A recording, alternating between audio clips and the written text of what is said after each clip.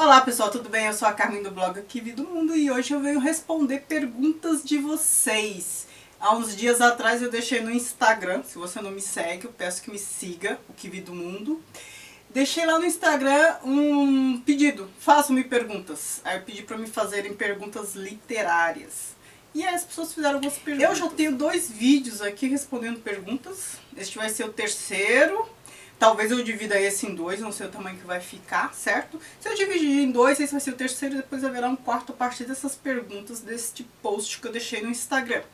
Mas eu vou linkar aqui, ou aqui em cima ou embaixo, os 2 vídeos que eu já respondi perguntas, porque lá já tem bastante coisa. E tem outros vídeos que eu também fiz, não com esse título, respondendo perguntas, mas também respondendo questões que já tinham me feito, né, pontualmente. Então assim, perguntam muito sobre a minha formação, tem um vídeo sobre a minha formação. Perguntam muito sobre os meus hábitos de leitura, eu fiz um vídeo sobre isso. E algum outro que eu achar interessante, que diz alguma coisa que vocês sempre perguntam. Antes de começar a responder essas perguntas do Instagram, eu vou responder uma pergunta, 2 perguntas aliás, que a Bruna Fontenelle fez no vídeo, acho que o segundo respondendo perguntas, que ela pediu para eu responder, já que ela não tem Instagram nem nada, pediu para eu responder no próximo vídeo que eu fizesse dessa série, respondendo perguntas. Ela perguntou lá como eu faço para eu me concentrar, se eu tenho dificuldade de concentração, por quanto tempo me mantenho concentrado, alguma coisa assim. E a outra pergunta é se eu tenho algum método de anotação, se eu anoto no livro, alguma... acho que é isso.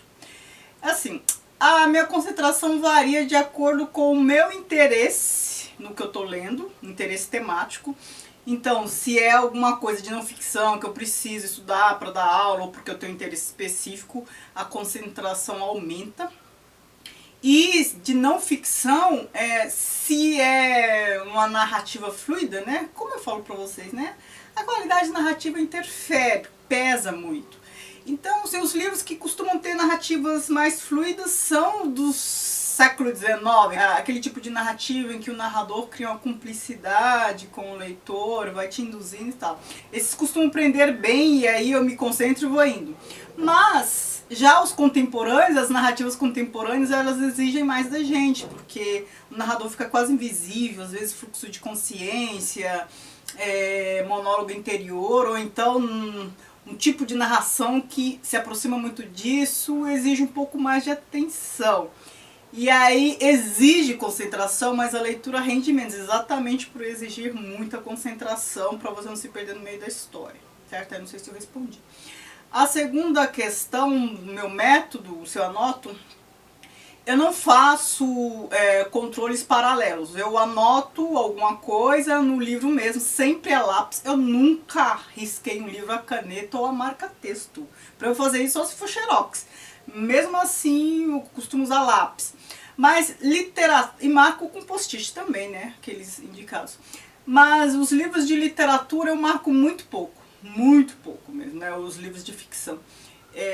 Só quando eu tenho que participar de um clube de leitura eu marco com post-it ou alguma coisa. Eu tenho que analisar o livro por algum motivo, no mais marco pouco.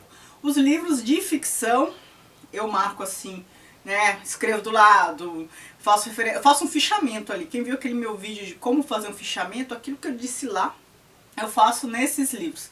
Inclusive, quando eu tive que fazer minha tese de doutorado, dissertação de mestrado, eu não faço fichamentos à parte, né? Eu marco nos livros, nos textos, depois eu sento em frente ao computador e vou sistematizando tudo. Agora, as perguntas do Instagram. Vou seguir a ordem que está aqui. Josi Carson, não dá pra saber se é homem ou se é mulher, a foto também é de um cachorro, então não sei.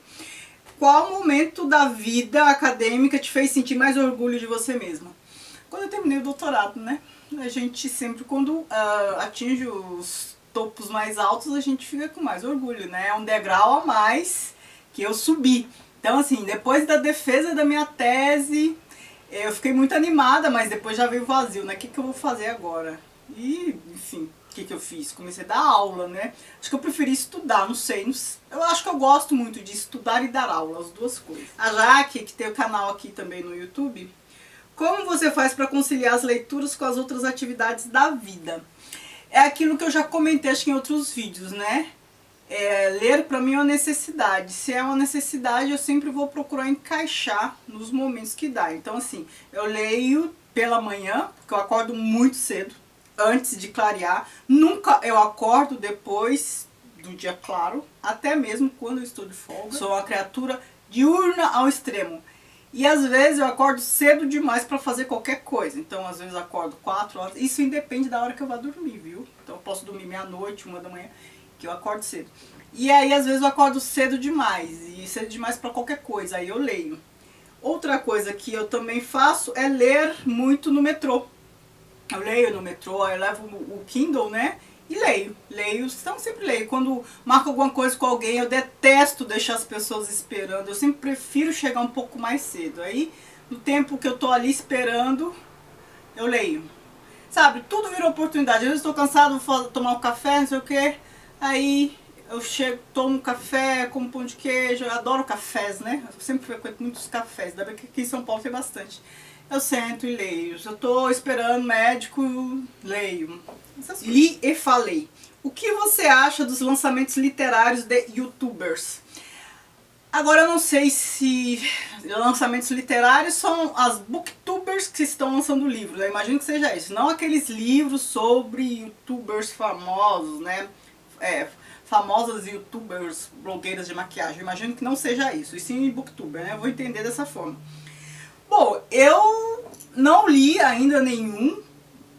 E eu acho que faz parte, né? Se a pessoa tá ali lendo bastante, tá no meio, gosta dessa coisa de escrita e de leitura, acaba fazendo parte, acaba entrando num sistema, né? Você sabe que tudo que começa a fazer sucesso, cria-se em torno disso um sistema. Não estou querendo de maneira nenhuma fazer discurso marxista ou qualquer coisa do gênero, mas vira um negócio, e quando eu falo que vira um negócio, eu não estou criticando, eu acho natural, né? Então, aí vai surgir um monte de tudo. Vai ter livro bom, vai ter livro ruim, né? Porque muitas pessoas veem isso como uma oportunidade. Algumas pessoas vão ter mais talentos, outras menos. Mas repito, eu não li nenhum livro ainda, então não posso opinar sobre nenhum deles. Acho o negócio natural. Natural, previsível, né? Esse tipo de coisa. Aí o Derim74.Paulo, ele me fez umas 3 perguntas. Primeiro, você tem algum livro que tem um apego sentimental, tipo um livro que te traga boas lembranças ou aquele que leu numa fase boa da vida? Assim, eu tenho aqueles livros que eu tenho xodó, inclusive fiz aquele vídeo, os livros que mudaram minha vida. Mudaram minha vida por quê? Muito provavelmente porque eu li no momento em que aquele livro fez muito sentido, né? Me fez mudar a percepção. Todos os livros, todas as leituras me afetam de uma forma ou de outra, claro, mas tem uns que marcam mais, ensinam mais. E eu acho que um livro, já fiz até vídeo sobre ele, acho que As Cidades Invisíveis é um livro que eu tenho um apreço especial por ele, não sei explicar, eu já li, reli e vou reler muitas vezes. Cidades Invisíveis, do Ítalo Calvino. Ainda o Derim, não sei se estou falando o nome certo, hein? Me perdoe, é Paulo, né? Imagino que seja Paulo Derim. O que você acha do incêndio na Catedral de Notre-Dame? Me veio a imagem do Victor Hugo chorando ao ver os 800 anos de história ir pro ralo. Eu acho triste, né? Vocês sabem que eu estudei em Paris um tempo, eu fui em 2013 e voltei em 2011. Em 2013 a catedral fazia 850 anos, eu comprei até a moedinha comemorativa que eles vendiam, então eu tenho a moedinha de 850 anos da Notre-Dame. Eu tenho foto em frente, não postei porque estava todo mundo postando isso, eu acabei não comentando, eu ando muito atribulada. Fico triste, mas não me entendam mal, eu fico triste, mas é uma questão que me preocupa menos. Eu fico mais triste com outras grandes calamidades em países mais pobres, porque a Notre-Dame, como vocês viram, recebeu muitas doações. E eu sei que ela pegou fogo, não foi por descaso dos franceses, muito pelo contrário. Eu tenho muitas coisas boas para falar dos franceses, tenho algumas críticas, mas uma das coisas muito boas que eu tenho para falar deles é que eles preservam, eles cuidam do patrimônio.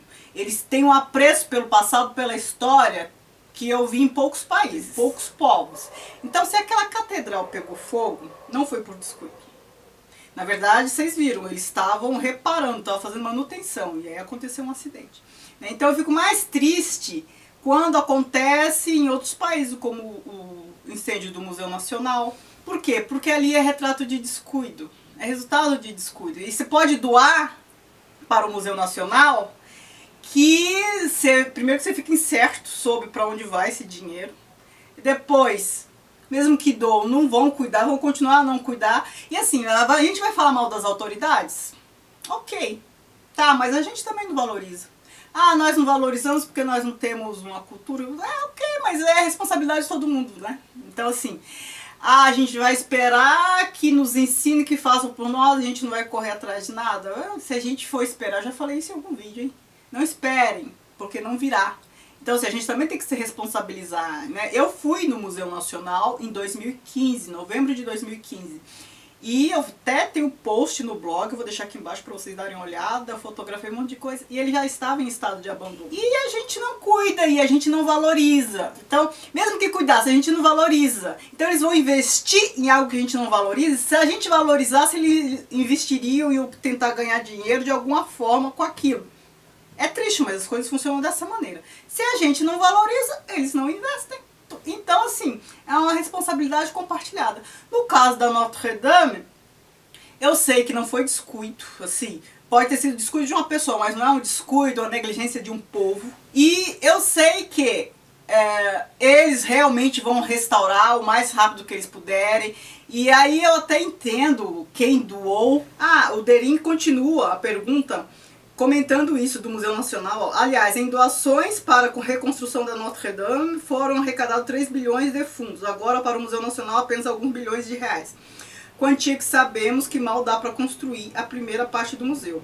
Queria seus comentários a respeito disso. Acha que tem problemas concernente à valorização da nossa cultura? Acho, claro que acho, mas o problema é nosso também. Nós não valorizamos devidamente. Quantas pessoas já foram no Museu Nacional? Ah, moram em outra cidade? Ok, mas quem mora no Rio de Janeiro? Quantas pessoas já foram? E valoriza?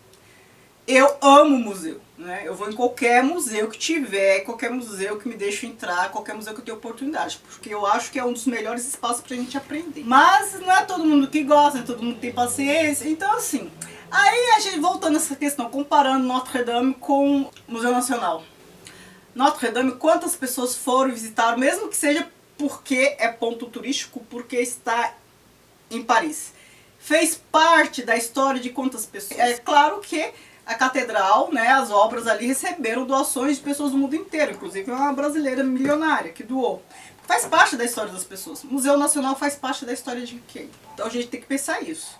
Tudo isso que eu falei, né, sobre a nossa responsabilidade de não valorizar, sobre a irresponsabilidade dos governantes de cuidar, tem essa questão também da memória, da identidade. Quantas pessoas se lembraram de viagens que fizeram a Paris, o que sentiram ao entrar em Notre Dame. O fato dela existir até hoje, hein? 850 e poucos anos, 856 anos. Se fosse no Brasil, tudo bem, o Brasil não tem nem isso de idade. Mas o que a gente tem que existe desde o comecinho? Pouca coisa. E se existe, que valor nós damos? Então, assim, é muita coisa a considerar. Ainda o Paulo Derim. Espero que não te coloque em maus lençóis, porque envolve um pouco de política, e eu sei que você, quando fez aquele vídeo sobre política no Brasil, lembro de posteriormente você ter dito que alguns foram mal educados com você. Mas vamos à pergunta. Recentemente houve uma discussão sobre o valor da sociologia e filosofia na vida do ser humano. Isso se deu por conta de uma pretensão que o governo tem de não investir tanto em humanas e se investir mais em outras disciplinas que deem retorno imediato ao país. Independente do lado político, sabemos que áreas onde não há investimento não desperta interesse por parte das pessoas em exercê-las, justamente por não trazer muito benefício profissional. Claro que é cedo para julgarmos. Nem sabemos se isso vai acontecer ou não, mas gostaria que você comentasse sobre a importância das áreas de humanas, mais especificamente sociologia e filosofia, e se haveria algum prejuízo caso elas fossem prejudicadas de alguma forma. Aliás, conhece algum livro que fala sobre o assunto? Fique à vontade de discordar se eu falei algo errado. Imagina, Paulo Derim, tem nada de errado aqui.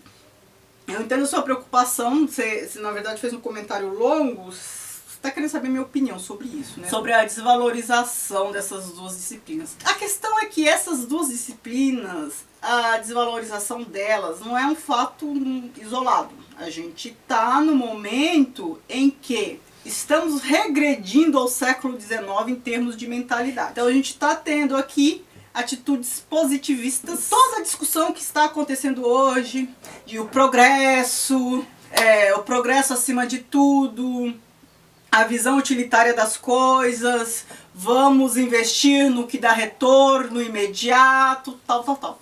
Eu fiz um vídeo, né, publiquei recentemente, O Albatroz, do Baudelaire, em que eu analiso, acho que em pílulas de interpretação, eu analiso o poema do Baudelaire, certo? E lá eu falo daquele momento histórico, desta questão do utilitarismo, dessa questão mesmo, da filosofia, do artista que não tinha valor no século XIX. E lá eu falei, ora, qual é o valor de disciplinas como essas? Você perguntou se eu acho importante. O valor é a formação. Elas não são utilitárias, elas não são para além das pessoas. Elas não têm um retorno imediato porque elas são para formar para a vida toda. Então, de repente, se a gente não valoriza o Museu Nacional, porque nós não temos formação para valorizar o Museu Nacional, é tudo que há lá. Não adianta falar, vamos reconstruir o Museu Nacional. Não existe a possibilidade de reconstruir o Museu Nacional, porque o acervo se perdeu. Você não consegue outros itens do acervo, os mesmos. Você vai fazer um outro museu, não aquele museu com aquele acervo. Vai ser uma outra coisa. Então, assim, isso se perde. E o que é triste, eu já estou emendando na pergunta que eu já respondi, né? O que é triste, se perde sem muitas pessoas terem nem sabido da importância, sem nem ter conhecido, sem nem... Ou quem viu, muita gente viu, também não soube associar a nada. É isso que faz a falta de formação. Isso faz com que as pessoas fiquem totalmente despreparadas para valorizar a cultura, para entender, para desenvolver uma capacidade de julgar. A falta de formação leva a uma falta de capacidade de julgar. Aí a gente tem que perguntar, estamos numa fase em que estão valorizando essa falta de capacidade de julgar, a formação de pessoas que não julguem?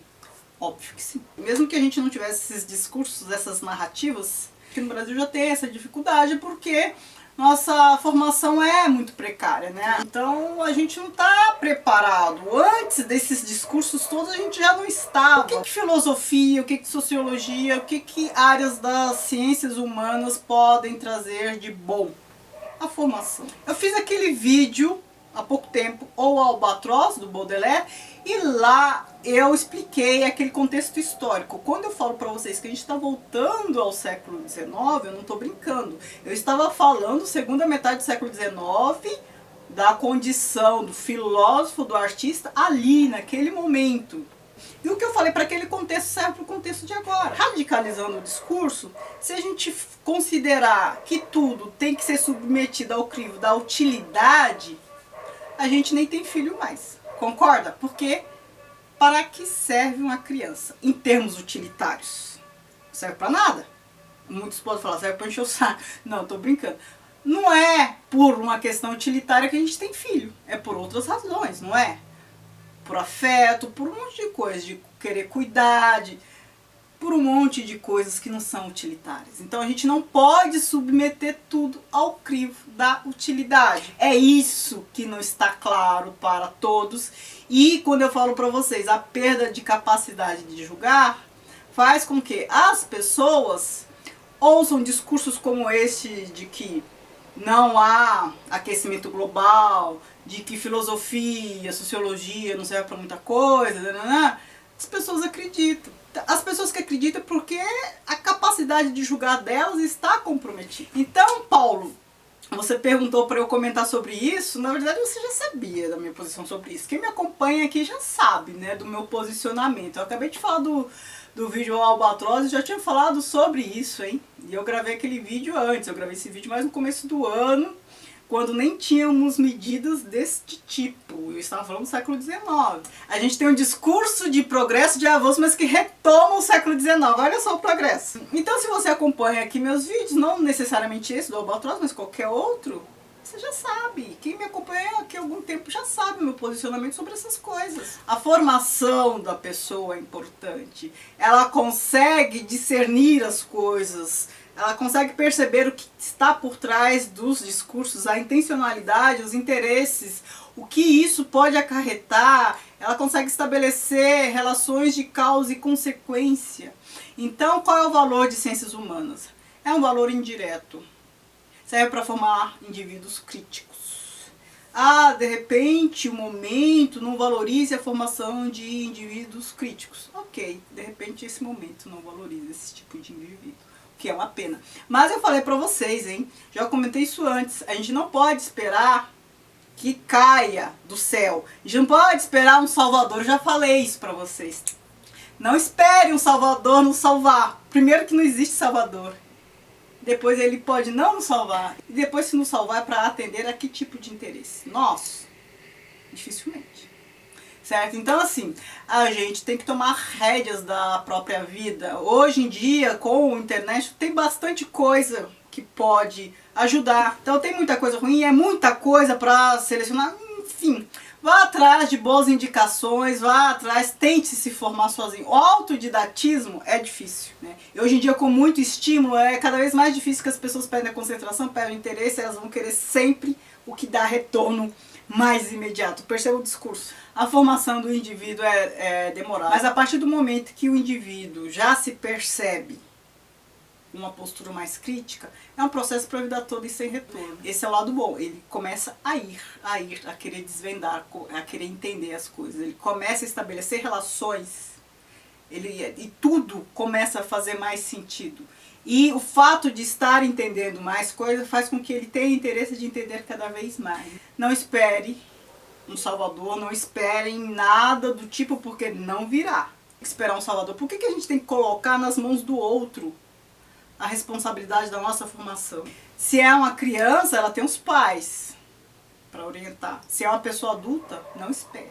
Agora este vídeo está muito longo, eu não vou responder as outras perguntas. Neste vídeo teremos um quarto vídeo. Essas perguntas do Paulo deram margem a uma discussão mais longa, eu fiquei me alongando, enfim, este vídeo está muito longo. Farei um outro, certo? Muito obrigada por assistirem. Não se esqueçam de se inscrever no canal, de me seguir nas redes sociais, Kiwi do Mundo, Instagram e Facebook, que é a página do blog. Obrigada, beijos. Tchau, tchau.